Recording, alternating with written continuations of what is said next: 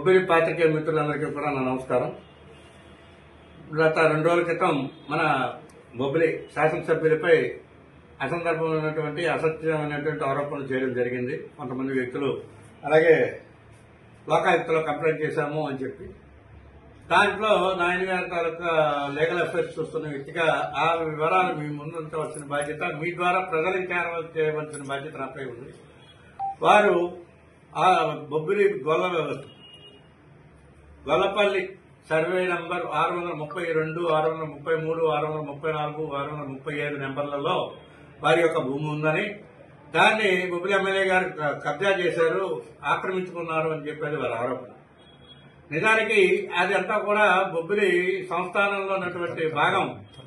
దాన్ని బొబ్బిలి ఆర్డీఓ గారి దగ్గర, మన ఎమ్మెల్యే గారి తాతగారి దగ్గర నుంచి తండ్రి గారు హైకోర్టు వరకు వెళ్లి 8 ఎకరాలు యాక్సెస్ ల్యాండ్ ని మళ్లీ రిటర్న్ గా పొందడం జరిగింది.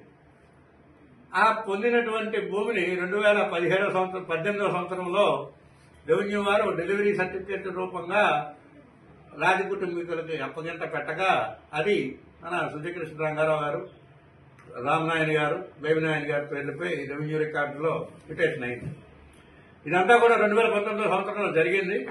దాని పక్కన ఉన్నటువంటి రిమైనింగ్ యాక్సెస్ ల్యాండ్ 8 ఎకరాల 24 సెంట్లని కూడా అప్పటి ప్రభుత్వం అయినటువంటి వైఎస్ఆర్సీపీ, ముఖ్యంగా ఇక్కడ గమనించవలసిన విషయం ఏంటంటే తెలుగుదేశం పార్టీకి అధినాయకుడైనటువంటి బేబినాయన గారి పేరు మీద గవర్నమెంట్ వారు హైకోర్టు ఉత్తర్వులకు లోబడి పట్టదారు పాస్బుక్లు, టైటిల్ డీడ్లు ఇచ్చి రెవెన్యూ రికార్డ్స్ లో మ్యుటేషన్ చేసి అప్పగింత పెట్టినటువంటి భూమి సర్వే నంబర్ 619లో 2/A.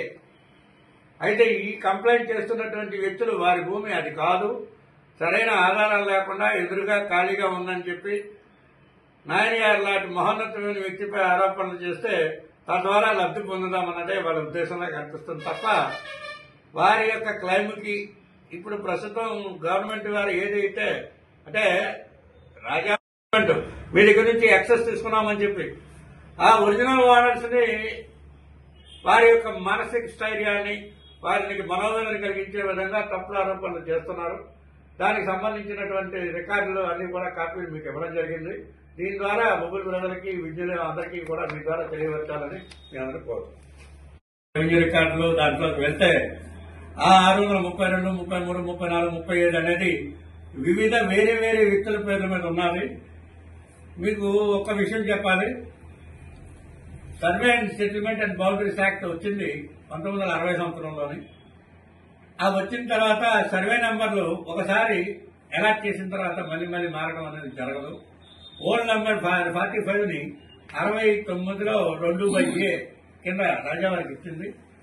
619లో 632, 33 ఇవన్నీ కూడా వారికి తెలుసు.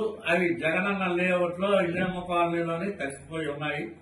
ప్రాపర్ గా సర్వే అనేది నిష్ణాతులైన వాళ్ళ దగ్గర చేయించకుండా ఈ తప్పుడు లబ్ధి పొందడం వల్ల తాత్కాలిక లబ్ధి పొందుదామన్నదే వాళ్ళ ఉద్దేశం.